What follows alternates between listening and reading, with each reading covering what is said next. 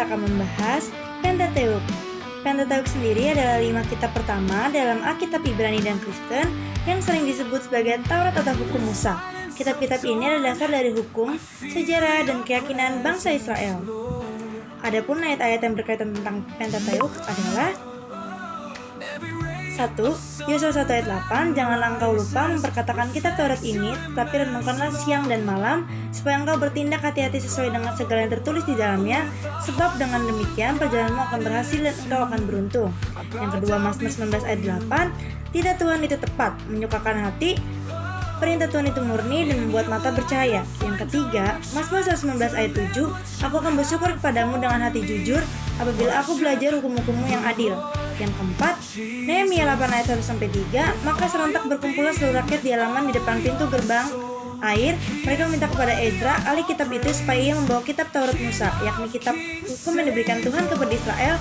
Lalu pada hari pertama bulan yang ketujuh itu, Imam Ezra membawakan kitab Taurat itu ke hadapan jemaah, yakni baik laki-laki maupun perempuan dan setiap orang yang dapat mendengar dan mengerti. Dan yang terakhir, Lukas 24 ayat 44, ia berkata kepada mereka, inilah perkataanku yang telah kukatakan kepadamu ketika aku masih bersama-sama dengan kamu, yakni bahwa harus digenapi semua yang ada tertulis tentang aku dalam kitab Taurat Musa dan kitab Nabi-Nabi dan kitab Mazmur. Adapun 5 kitab pertama dalam Alkitab, yaitu ada Kejadian atau Genesis yang mengisahkan penciptaan dunia, sejarah awal umat manusia, serta kisah para leluhur Israel seperti Abraham, Ishak, dan Yakub. Dan yang kedua ada Keluaran atau Exodus yang menceritakan keluarnya bangsa Israel dari perbudakan di Mesir, pemberian hukum Tuhan kepada Musa, dan perjalanan menuju tanah perjanjian. Dan yang ketiga ada Imamat atau Leviticus yang berisi hukum-hukum dan peraturan keagamaan, termasuk aturan tentang persembahan, kesucian, dan upacara ibadah. Dan yang keempat ada Bilangan atau Numbers yang menggambarkan perjalanan bangsa Israel di padang gurun, termasuk sensus penduduk dan berbagai tantangan yang dihadapi dalam perjalanan menuju Kanaan. Dan yang terakhir, Ulangan atau Deuteronomy yang mengulang dan menegaskan kembali hukum-hukum Tuhan serta nasihat Musa kepada bangsa Israel sebelum mereka memasuki tanah perjanjian. Pentateuch sebagai dasar hukum dan sejarah. Pentateuch berfungsi sebagai fondasi hukum, moral, dan sejarah bagi bangsa Israel. Hukum-hukum yang tercantum di dalamnya menjadi dasar dari perjanjian antara Allah dan umatnya, serta terus mempengaruhi teologi dan etika dalam iman Yahudi dan Kristen. Pentateuch sendiri juga mengandung hukum moral, misalnya 10 perintah Allah. Yang kedua, Pentateuch juga menyajikan sejarah permulaan bangsa Israel dari penciptaan hingga perjanjian dengan Allah. Dan yang terakhir, Pentateuch menjadi panduan bagi kehidupan keagamaan bangsa Israel dan landasan bagi teologi Kristen.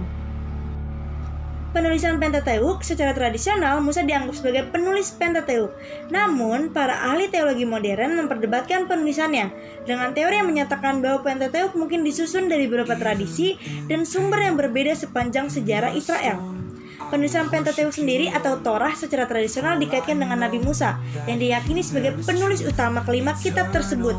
Namun, pandangan ini telah mengalami banyak perdebatan di kalangan para ahli Alkitab dan sejarawan. Berikut beberapa pandangan mengenai penulisan Pentateuch, yaitu yang pertama ada pandangan tradisional. Menurut tradisi Yahudi dan Kristen, Musa adalah penulis utama dari 5 kitab pertama di Alkitab.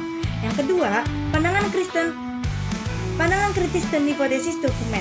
Banyak ahli Alkitab modern berpendapat bahwa Pentateuch disusun dari berbagai sumber yang berbeda dan ditulis oleh beberapa penulis, bukan hanya oleh Musa saja. Yang ketiga, penggabungan dan penyuntingan.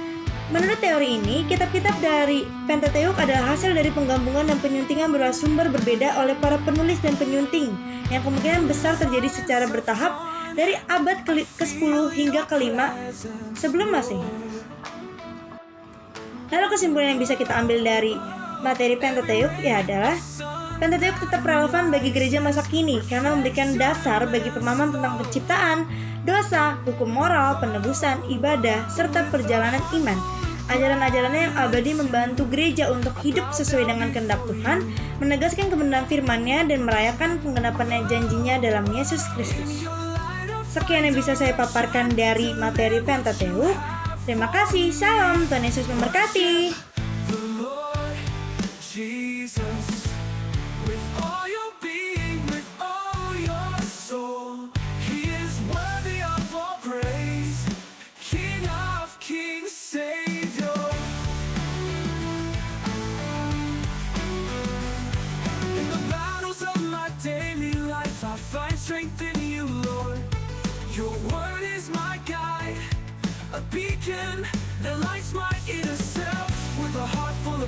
gratitude.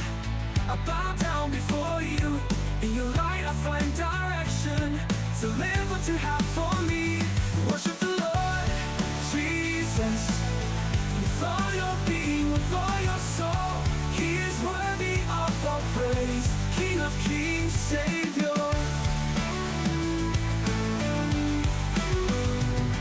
In the battles of my daily life I find strength in you, Lord. Your word is my guide, a beacon that lights my inner self. With a heart full of gratitude, I bow down before you. In your light I find direction to live what you have for me. Worship the Lord Jesus with all your being, with all your soul. He is worthy of our praise, King of kings, Savior.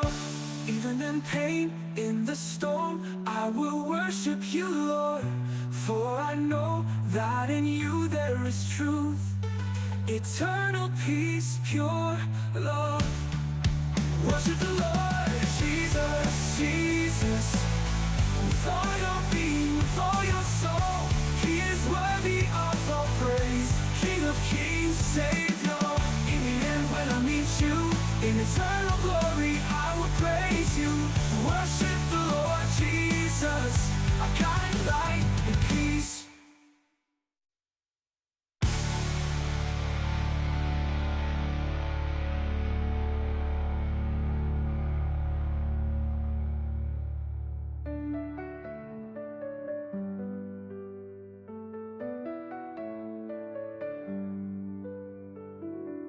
Even in pain, in the storm, I will worship you, Lord. For I know that in you there is truth, eternal peace, pure love. In the end, when I meet you, in eternal glory, I will praise you. Worship the Lord, Jesus our guide, light and peace.